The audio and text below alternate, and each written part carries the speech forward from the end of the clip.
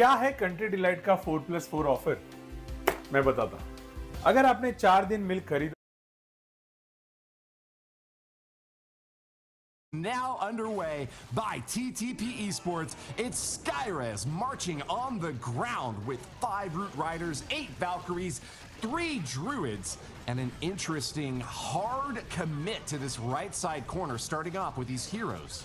It is going to be a big march through the space with 5 Root Riders, 7 Valkyries, a pretty standard composition. One thing we do see variance on is always the amount of overgrowth spells. Skyres electing to go with 2 overgrowth spells here, which can be sometimes a little bit more risky, but it looks like he's electing to get this Town Hall out early. So I think those overgrowths are actually going to be used in the middle of the base to shut down some of those hard-hitting defenses.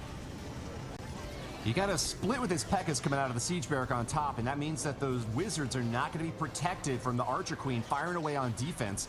He's running a little bit out of steam on that outside edge, but the big main army is going to power through and keep him toward that Eagle Artillery. Single target Inferno over on the right side of the base is not shut down with an Overgrowth spell, and that could be a little bit tiresome for those Archer Queens. The ability forced out there. I've got to be very careful. He pops the invisibility spell to keep them safe, and we'll be able to refocus onto the main army now. He's already used his Grand Warden ability, and so most of the defensive support for this army has been committed. Still has 1 Overgrowth spell left, and as you mentioned, Bash, that's one of the most important decisions in a big ground-based army like this. Do you expect to see him pop it again soon? Yeah, it's going to go in right now. There it is right now, taking out that Ricochet Cannon and the Multi-Inferno. Also, not allowing that Poison Spell Tower to go ahead and regenerate a new spell. Queen needs to hang on here on the right. If she does, he's going to be looking good. I think he's looking fine anyways because he has the Royal Champion ability, and really, he's going to have a lot of force left when that Overgrowth does wear off. So this should be the first 3-star of the matchup for TTP Esports, and Skyres gets it done with a double Overgrowth trouncing of this base. He was not worried in the slightest, and even though the Queen was taking a beating, he still had plenty of Root Riders. Look at all those hogs still helping out as well. The Royal Champion looking healthy through to the very end. A super powerful ground-based assault scores 3 stars to start. I like really what he did there with the double Overgrowth. He elected to take the Town Hall out early with the heroes, using that King's Earthquake Boots and Spiky Ball to go ahead and weaken the Town Hall and take it down, and then having the double Overgrowth for the back end of the base where there's a lot of heavy hitting defenses, especially that Ricochet Cannon. If you get that Ricochet Cannon locked onto a hero, it can really deplete their health in a hurry, but using that Overgrowth there was very nice, and using the second one to kind of compound on that kind of worked out really well. So now it's going to be on to Navi, and Gaku will be our first attacker. I don't want to say there's a lot of pressure, but there is a little bit of pressure after the first attack is a 3-star from Skyres. And we saw in the World Championships, Gaku had a very vital 1-star that actually cost Navi a huge matchup. So definitely looking to bounce back from that. Gaku will be looking to get a 3-star.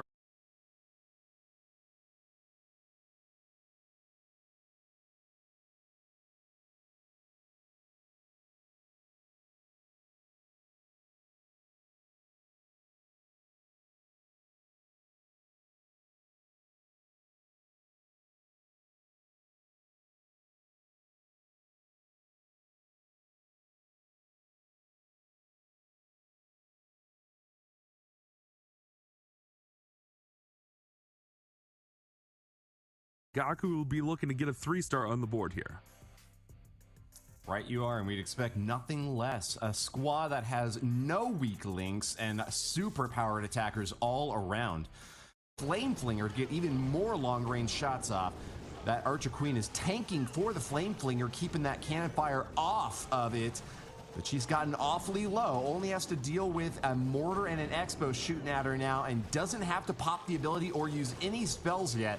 Gaku is edging this initial assault to perfection, Bash. Yeah, the Queen's doing a great job managing all those defenses, and then that Flame Flinger will actually be able to go over and take out the multi-target Inferno. Great use of the Invis to redirect the Queen exactly where you wanted her to, into that single target Inferno to get that down. This is just a perfection from Gaku here, taking out the rocket balloons with the poison, using the poison to also slow down those ice golems so the rocket balloons are dealt with. Now the World Champion joining the Queen. This setup is looking fantastic.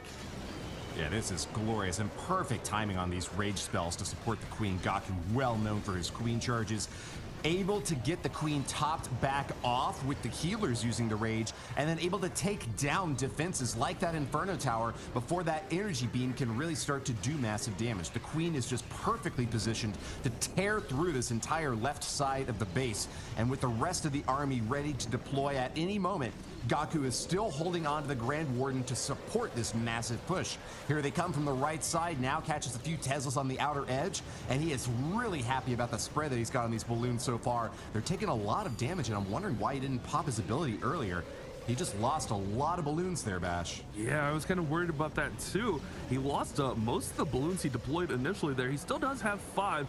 There's not too much that can hit the balloons. The main thing is going to be that multi-archer tower and the monolith here, but the Queen is going to be right onto that multi-archer tower, taking it down. And then he's got a ground expo over there with the air defense on the far side. So if he can get just a few of these defenses thinned out, he's got super minions coming out of the clan castle. Nice. This should be nice for Gaku. A little bit of a worry there for a second, but ultimately it was all calculated and went exactly how he wanted it to. Absolutely was. This was an overkill with the Queen still looking very healthy, and 45 seconds for her to round out any difficult spots on the inside of the base. Flying troops do not have to worry about walls, and that makes cleanup very, very quick. Gaku scoring the first 3 stars for his squad. Has got a smile on his face and is happy to see things going just according to Keikaku. Keikaku means plan. Oh, well, look at you with your knowledge. That's why we love you, Woody. You always have that stuff that I would never even know about. What I love about Gaku, though, Anime memes. yeah, I don't know much about that. Sorry. What I love about Gaku is victory or defeat, he is always positive, always smiling, and always excited to move forward with this team. Warman will be our next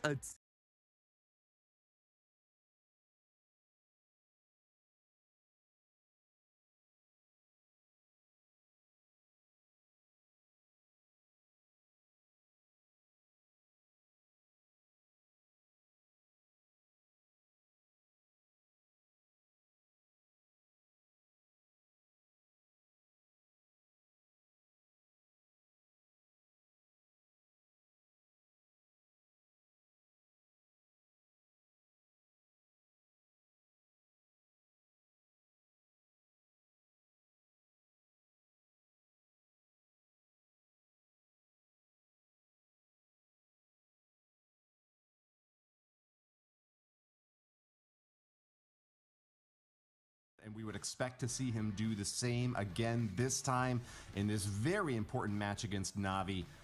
What sort of attack has he brought? It's on the ground again. More Root Riders and Valkyries sensing a weakness on the ground, and with another double overgrowth, it seems that TTP Esports really have a specific attack strategy in mind for this weekend, Bash.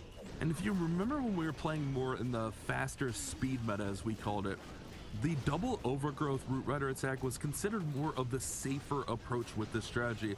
Now, I think Warman is going to be taking the riskier approach here, as I say that, with the double overgrowth and maybe overgrowthing near the town hall with the multi-arch tower. This can be very risky because a lot of that force can get depleted. And oh my goodness, that was a barrage of air bombs taking out all the healers that popped for the Queen. She still has 1 healer there, but that's definitely going to take out some of the support as the Roots are now joining the party. Yeah, the left lane assault from that Queen charge was definitely baited, and Stars knew exactly how to try to shut down that Queen. I don't know if it's going to be enough, frankly, because even with the healers gone, that Archer Queen's going to be behind the Root Riders and the Druids for the most part. After she takes down this multi-archer tower, it looks like she's still going to be kind of safe on the bottom side. And with a rage spell to commit to the main army, this is going to be a massive sweeping assault from the top side all the way back down to the town hall. Still holding on to that second overgrowth spell and ready to shut off the Town Hall and the Monolith as soon as danger rears its ugly head. There we go with another setup, this time going to leave that Grand Warden statue vulnerable. Those Root Riders have had to go all the way to the far outside edge of the base, but they are soon going to make their way back in, Bash. This is what I was talking about with the risk. I think Warman is fine here. He's got plenty of force. He still gets the Royal Champion. Also, a little bit of spell support, but ultimately leaving that Town Hall for the end is so risky. It is literally going to be one of the last two defenses along with that Monolith. Freeze does come in. Here comes an... Oh, no!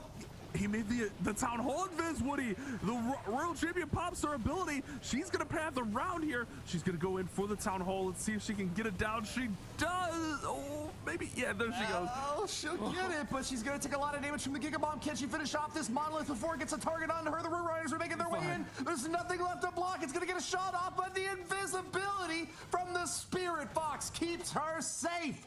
With only 2% left, the last little bit of cleanup is easy pickings, and Warman has done it after all. A 3-star, 100%. Look at his face, calm, cool, collect. He's like, what were you guys worried about? That was the part of the plan the whole time. I don't think making the Town Hall invisible was necessarily part of the plan, but it does end up working out for him as that Royal Champion with the haste vial is able to speed on through there and get the Monolith, get everything down. Maybe it was part of the plan to get the Monolith. I don't see it, but ultimately it's a 3-star, Woody. That's all that matters here. Now Navi and Yada have to respond with a 3-star of their own. Well, he certainly did recognize that Monolith was still a major threat to his forces. I think maybe he might have been able to invis his Archer Queen a little bit earlier on to try to get her to path in toward the inside and maybe get some work done on that Monolith ahead of time. I'm seeing some people in chat thinking that maybe he invised the Town Hall on purpose, knowing that he had enough overkill and wanting to get his troops just a little bit closer to block that Monolith from being able to shoot at the Royal Champion. If the RC had gone down, that would have been a devastating loss. Might have meant a 1-star hit if the remaining troops on the outside couldn't finish off the Town Hall. And so heads up plays and quick, careful calls do still pull a 3-star out of the hat. It is going to be an even race so far as we switch back to Navi, who are going to be attacking with Yada next, Bash. Yeah, it's always risky with that approach, and let's see what Yada's coming in. Yada Bowler coming in with the Super Bowler Smash. Kind of his signature attack, and this attack can really do some damage in a base here. I'm trying to look at why he may have gone with the Super Bowlers over, say, Super Witches and Electro Titans, and nothing really stands out at me. That core is kind of compact in there, so if he can get the Bowlers in there bouncing around with that extra bounce, it can deal out a lot of damage. But you'd like to say like Super Witches and the Electro Titans might have been able to do the same, staying away from the Poison Tower, but ultimately he chooses the Super Bowlers, and let's see how it works out for him. Huge assault from this Grand Warden up top, and with healers and a Frosty just to give him a little bit more safety from these defenses firing away. Yada has committed a lot of time to this top corner trying to take this Eagle artillery down so that it does not deal the splash damage onto the Super Bowlers after their deploy. They can get a lot of splash damage on their own, but they require a lot of precision in their placement, needing to get that big boulder over walls and crashing into as many buildings as possible. Yada is spending a lot of time on the setup here, and that's a little bit atypical for a Super Bowler Smash, which can go quickly depending upon the wall shape here, but this base just seems like it's going to be tough to crack into. He's going from the right side corner and will now make his way into the first line of defenses, Bash. Yeah, I'm a little bit concerned about the time. He took a little bit over 1:10 there for that Warden Walk, which is a little bit longer than you'd like to see, but those Bowlers with that extra bounce can deal out some nice damage. Not to mention that Flame Flinger is still working up top. He does have everything working through the middle. He has the jump in, rage, all the Bowlers are going, but the Ice Golems do freeze everything up. Beautiful freeze of his own. Now the King with the Spiky Ball Earthquake should be able to weaken everything up there. Nice Town Hall falls, and everything's looking good so far. Great timing on that Grand Warden's Eternal Tome. Very careful to protect that ability until he needed it most when that Town Hall Gigabomb was going to go off. I was a little bit worried that some of the Super Bowlers were pathing toward the outside, but they just had to deal with one of the archers from the clan castle in order to be able to get back to the interior. The last invisibility spell is dropped, and as those Super Bowlers will now engage the enemy RC, they're going to take a few shots from her. loses one of the Super Bowlers, and there's still just one left on the top side helping that Grand Warden out. Grand Warden gets distracted. He wants to go help out the Yetis instead, and now that it means that the X-Bow, supercharged and locked on, is going to deal a lot of damage. Doesn't quite take him out thanks to that last free spell dropped. That'll allow those defenses to retarget and keep the Grand Warden safe a tiny bit longer. But in the end, the Archer Queen overkill and the Royal Champion still standing is just a perfect edging job from Yada. 10 seconds left in this attack, but the 3 stars is secured, Bash. Yeah, the time was a little bit closer than maybe he would have liked.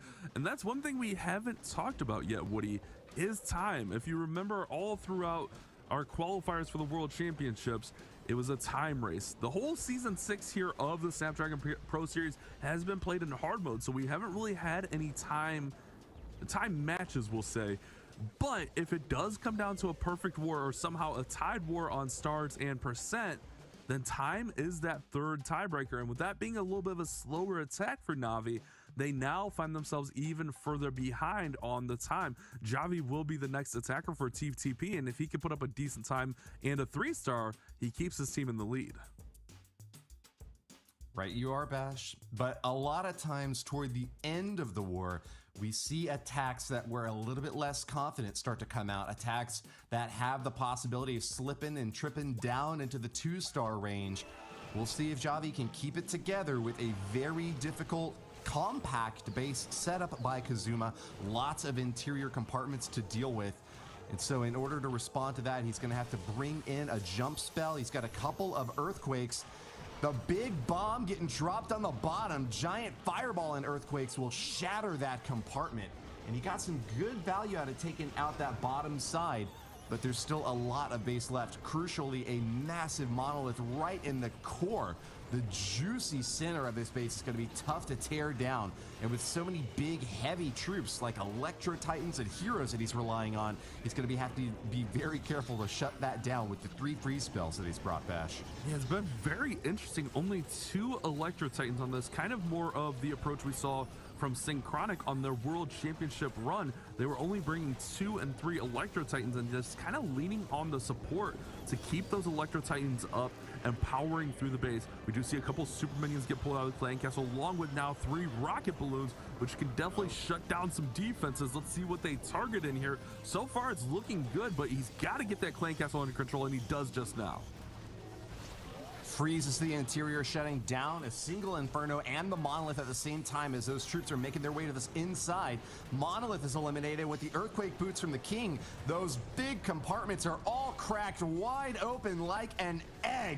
Javi is taking a big bite out of this base, and Kazuma has got to be worried on defense because there's not a whole lot left to keep him out of the left corner. The final last line of defense with still 2 hero abilities to drop. Javi's holding on to that last free spell as well and is looking cleared for landing. This seems like a crushing 3-star to me, Bash. The yoke is running down, and this one's definitely going to be a 3-star with the Royal Champion coming in with ability, Queen and ability. This is going to be a nice 3-star, a great selection of attack. There goes the Royal Champion's ability. The Hogs, the Rocket Spear are going to go ahead and pound through these last few defenses, and TTP Esports with another 3-star, but not only that, Woody, another quick 3-star. They will find themselves even further in the lead on time.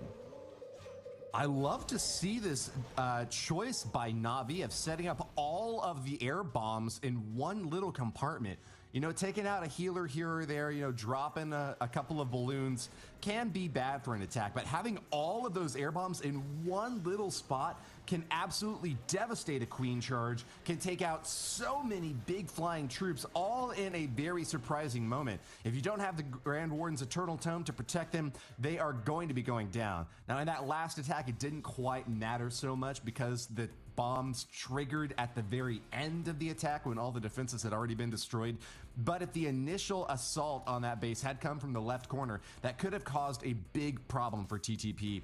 As it stands, we now still have a perfect race across the board with 3 stars aplenty. Kazuma, the next to attack, Bash. Yeah, and it's kind of interesting you mentioned all those air bombs because it's almost like they're trying to bait like that Warden Walk into the fireball right over on that side, like just trying to give enough value that, hey, you maybe send your warden over here. There's a lot of value, but Javi doesn't fall for the bait and elects to go all the way across the base, and it works out perfectly. That king with the earthquake boots was just done to perfection. It opened up every compartment on that base. There was only 2 Electro Titans in there, but it was enough to power through, get through that town hall, along with those few druids. Remember, the druids took that massive nerf, but they still deal out tons and tons of healing. It was just the perfect selection. Now Kazuma needs a 3-star to keep Navi alive here. It's still anyone's ball game, as we haven't had any mistakes from either team, but all it takes is just that one miss, whether it be TTP or Navi, and the other team can look to pounce in front. Right you are. Navi still looking fine, are going to try to stay in this upper bracket. They want to claim another world championship title. Their opportunity still stands before them with the Snapdragon Pro Series Season 6 World Championship up for grabs, but they got to stay perfect, and they got to start worrying a little bit about time. With 3 triples already from their opponents, this time deficit that Navi is working against is going to start weighing on their minds. Huge balloon assault in this next strike bash with 14 regular loons and 22 rocket loons. Expect to see a massive giant fireball coming in from this Grand Warden, as triple earthquake will help to shut down a core component of this base. But the Archer Queen's ability forced on the bottom suggests that he's not going to have much to commit left to her, just an invisibility spell to stay up a little bit longer. Where's this Grand Warden going to come in at, Bash? I think he's going to try to get the clan castle out in the middle. He's just using the queen to set up here. I think the queen going to ability was kind of early there. He doesn't have any healers in the initial army comp, so I think he wanted to get those healers out along with those other queens cloned up there. And really, the queen looks like she's just in charge of setting this up, and here it comes. The fireball to awaken the town hall. He's going to go for the town hall, Woody. Boom! It lands in there, but he doesn't get the town hall down. Another earthquake comes in, does finish off that clan castle, but the battle builders are actually healing up the scatter shots, so missing those scatter shots could be devastating for Kazuma. Oh no, this could definitely be a little bit of a risk here, as those scatter shots are starting to get a lot more healthy. Well, that is an understatement of the year, Bash. This was a massive risk, and it seems like it did not pay off. Not able to take out the 2 most important defenses on the base, and still seeing the town hall standing up. He's got to put a lot of hope into this battle blimp making its way toward the center, but it pops early to take out that top compartment. Royal Champion charges through and is happy to find that the scatter shots have not been fully repaired yet, but one is locked onto her. Her spear takes down the town hall, and it's going to lock onto that enemy scatter shot. The Barb King is not close enough to counter, and that should be a kill. The Spirit Fox doing everything she can, and there it goes. The scatter shot down is great news for Kazuma, who can breathe a sigh of relief now. These exterior buildings are much less frightening to tear apart with balloons high in the sky. No more defenses left, Bash, and that's a swag freeze or 2 onto the king. Kazuma smiling happy at the camera, as there's nothing left from this base to defend. A triple for Navi. It almost looked like a sigh of relief there, as maybe things didn't go to plan. Maybe it was part of the plan. Maybe it was all calculated, but I definitely think Kazuma wanted to get those scatters down. Maybe he could have had that other earthquake in just a little bit earlier, but ultimately the Royal Champion comes in and finishes off those scatters barely with that Spirit Fox assisting. But at the end of the day, there was a ton of balloons and rocket balloons up there, so I think Kazuma would have been fine, and we are still all squared away. That's what Navi needed, a nice quick decisive blow right there with that huge fireball. I'm not gonna lie, I was worried about that one. When I saw the queen going down early, I saw the king like setting things up, I was like, man, what is the plan here? And really the plan was just to get all the air defenses out, or air attacking defenses out, and let the rockets finish it off. It works out really nicely. Bunch will be our next attacker for TTP. We're all squared away here, Woody. Yeah, you're right about that, Bash. It is a monumental commitment to put 5 invisibility spells down on your opponent's defenses just to guarantee the lock of your own Grand Warden. But in this case, even without taking out every structure in the interior, they were weakened enough that the quick follow-up with that Royal Champion did tear that base down. Bunch from TTP Esports finds the time getting closed a little bit. That gap is just a bit more narrow after that last strike from Navi, and he recognizes that not only a triple, but another one in quick timing is what is expected of him now. Grand Warden of his own out on the right side is going to take a few shots from this air defense.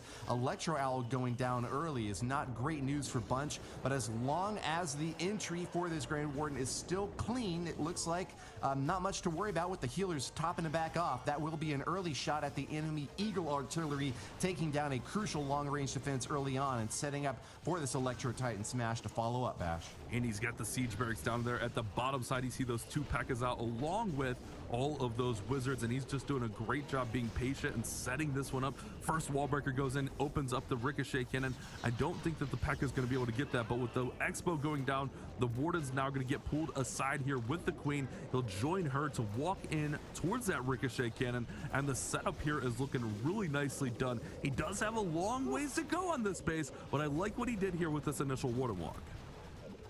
Ice Golem does get flung off by a spring trap, and he's got to watch this Queen now. The single target Inferno is locked onto her. She does get a few shots off, but the Queen goes almost all the way down. She's sitting in a poison and needs those healers to top her back off. The Black Bomb takes one of them down.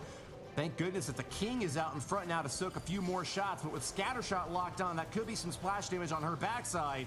Take a look now at the Grand Warden's Eternal Tome protecting the core of this assault right into the middle, hoping that the Electro Titan can take out the scatter shot. He just does. Then there's another big core of this base to take out now. Monolith and 2 Inferno Towers bash. That is going to be a lot of damage to deal with. And the Earthquake Boots Spiky Ball. Boy, what a hit, Bash. He does a great job opening up the base, but he still has a long way to go here. He is not out of the woods as the Town Hall is not down, and essentially all he really has left here are the heroes. He does have a couple of spells here, a freeze and a couple of invises still in his pocket, but ultimately some of these heroes need to go over and get this Town Hall down. They're dealing with every building but the Town Hall. Queen's starting to make her way over there, but she's taking a lot of damage. Here we go. Queen will finally get over and lock onto the Town Hall and get it down. Royal Champion to ability. She's getting low in health. I don't know if he's got enough gas left in this tank, Woody. Oh, he gets the 1 and the 2 star, but the Royal Champion on the top side is getting distracted by Skellies, and there's still a lot of base left on the bottom side. I think you're right, Bash. This is starting to look ever more like our first defense of the day. Bunch is just left without any more offense. In alert with 5 seconds left, we do now see our first defense. A 2-star 85% from TTP Esports is going to be a big drop in their hopes of advancing. I didn't see, I think the Titans walked on him, and I think that was part of the problem. At least one of the Titans walked on him. I think the Titans were meant to go up the middle and have the support of that healing and also deal out much more offense. But with that, at least one of the 2 Titans, he only brought 2 Titans going to the outside. You lose a lot of the power there in the middle of the base. They went down, and I think that was ultimately what cost it. I think it was still been a tough long shot on the base, but having those Titans in there with that electrical aura that they have definitely would have provided a lot more support to those heroes and maybe enough to help get through there for the 3-star. Ultimately, it is an 85% 2-star, and now Stars and Navi can look to pounce on this one and go right into the lead and take this war from underneath TTP. Yeah, that last attack just had a little bit too much tanking and not enough spanking. The defense is holding on for so long, firing away. And when you got single target Infernos, Monoliths, burning up your heroes and Electro Titans, there's just kind of no excuse for that. You need either more spell support or more damage to be able to chew through those big targets quickly. In this case, Navi's defenses were superb, and that was an excellent base to emulate for future attacks. For future base designers, rather. Next up, we've got Stars, who wants to keep this attack above 2-star 85% and preferably get a triple to make the last attack from his team even easier. Starting off with the Grand Warden walk on the left side. That Grand Warden is getting awfully low, but healers are still keeping him up, Bash. Yeah, he's hanging on for dear life, ultimately getting through that cannon, and Archer Tower alleviates enough of that pressure that he's able to get back up to full health. Here comes that fireball in onto the single target Inferno and that Expo, along with dealing damage to that Royal Champion. She's able to be finished off, and this is set up really, really nicely. But you did bring up a great point there. Navi now have a lot of wiggle room. They can afford to miss and as long as it's anything above an 85%, they will still be in the lead. So out of these 2 attacks, they really just have to 3-star once and have just really kind of an average pro attack, where we usually see the percentage in the 90%. So if they can do just that, they will get the victory. Now, as for TTP, assuming this does not go their way, this is not an elimination matchup. They will just move down to our lower bracket, so they are not going to be out of our tournament, just to clarify that. Early catch with that tornado trap will prevent Stars from getting spun around on the inside of the space. And you're right that these super witches are expected to go the distance, as it were, in this attack. I do not think that he's worried much about percentage, just instead about keeping them on the right target. Unfortunate that it looked like he lost one of his super witches a little bit early on here, Bash. Is that going to be a problem for him since he's just barely on the outside? I mean, they're going so slow to start off. I think this is a big problem because not only did he lose a witch, he lost the warden. I think he lost a couple of witches there. He lost the warden. The king goes to ability here. He's going to have to jump to get the queen in. I don't think this is going the way the Stars had hoped it would go. Now we have ice glooms coming out of the clan castle. This one is under a little bit of pressure. And there's only one super witch in there. The king now going to Phoenix. This is going to be tough. This could actually miss here, and it could miss very big. We have to keep an eye on this one as he's running out of gas. There's just no solid entry point for the town hall except for the royal champion. He's put all of his hopes behind her. She's going to target onto the mortar first, the battle builder next, the scatter shot after that, and then get a shot at the town hall. Pops the ability to get those hogs out in front, and will be tossing a long-range rocket spear. Got to get the lock in. There she goes. Half damage left on the town hall. She's only got half health. Whoa! Barely gets the town hall down. Now, can we pass that 85% mark? That is what Stars needs. 85% damage done by his opponent. If he can't tie that up, Stars will fall behind. 84? Navi reaches 84, but the witch isn't going to get there. 85. It's going to be 84. Can't make it. Oh, TTP have defended against one of the best attackers in the game. A 2-star 84% put them back in the lead by a single building, Bash. that is a huge shocker. The big thing here was the witches went down. The healers did not transfer over to provide support to the witches, and ultimately it cost him. One thing he did there was he kind of YOLO'd in 3 Valkyries to take out that Archer Tower so the Royal Champion would go in for the Town Hall. If he saves just one of those Valkyries, the auto hut was up there at the top. It was free for the picking, and that could have tied this one all up. But now Doyer could come in and put this war away. Any 3-star wins the war for TTP Esports, and it's an old school Queen Charge hybrid for TTP. A fraction of a percent separates TTP and Navi, but as you said, TTP's future is now in their hands. A 3-star here and now guarantees victory. Will Doyer be able to deliver with an impressive hybrid setup that we don't see very often anymore in town? That Queen. What's that Queen doing, Bash? She went to ability. That Ricochet cannon was too much as wall breakers weren't complying with his demands. They finally get in there, but he had to use every single wall breaker. Now the monolith is on the Queen. She already went to ability. He's got to use some more support here.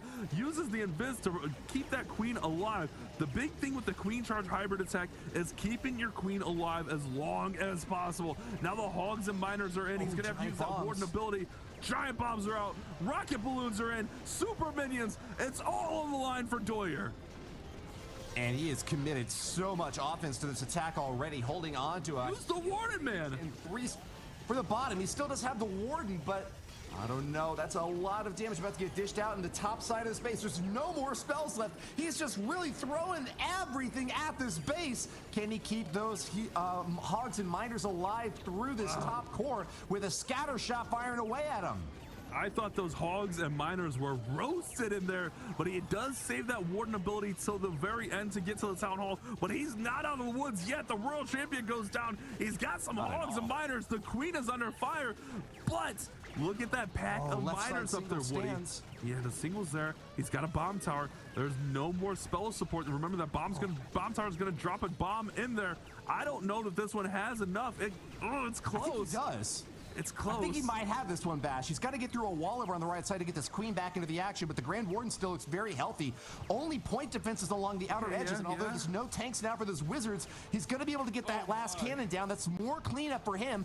As soon as his queen can crack through the last compartment, she should be able to access the rest of these defenses and take it down. The Grand Warden and healers are still safe, and it looks like Doyer is on his way to a triple. Hold on, Woody. He's still got 30 seconds. I don't want to jinx it too early here. He's got the queen. He's got the warden. He should have the firepower here as the warden takes a pot shot there at the gold storage. 4 more buildings after that gold storage. Wizards are in there tanking. It doesn't matter about tanking. Queen's got enough health. He's got 15 seconds. Yes! He's got 13 seconds. The queen is moving. ETP Esports will get the victory over Navi with an unconventional hybrid 3-star. A beautiful smackdown of a former world champion.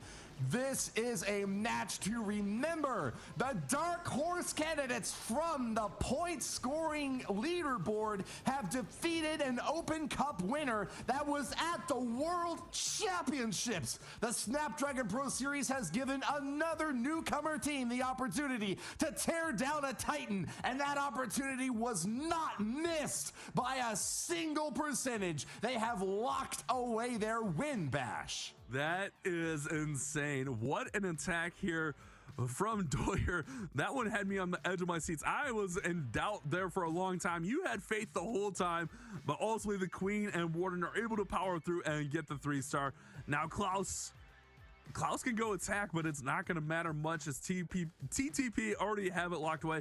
Speaking of T's, TGG Ascend on the other war here, our offline match. They are looking to take a defeat against HTM Esports. That one is at 14-11, but I'm pretty sure that HTM Esports has the percentage. So even if TGT Ascend get that final 3-star, I'm pretty sure it's a similar situation to the war we're looking at now, where HTM will get that victory. So wrapping up here our first couple matchups, we have a little bit of an upset, and HTM I think would be the favorite in that matchup. I guess that one could be a coin flip, but it looks like they will look to move forward. Klaus going to come in with a Lalo to finish this one off. A Zap Lalo is really fun to watch, an old school meta attack, and when this is done right, it is so good to watch.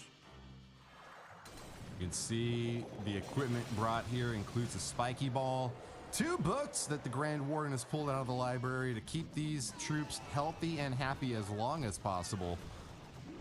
Heroes going in on the top side now. We'll get an easy funnel along the clockwise edge of this base, tearing that Eagle artillery apart before it even gets a chance to activate.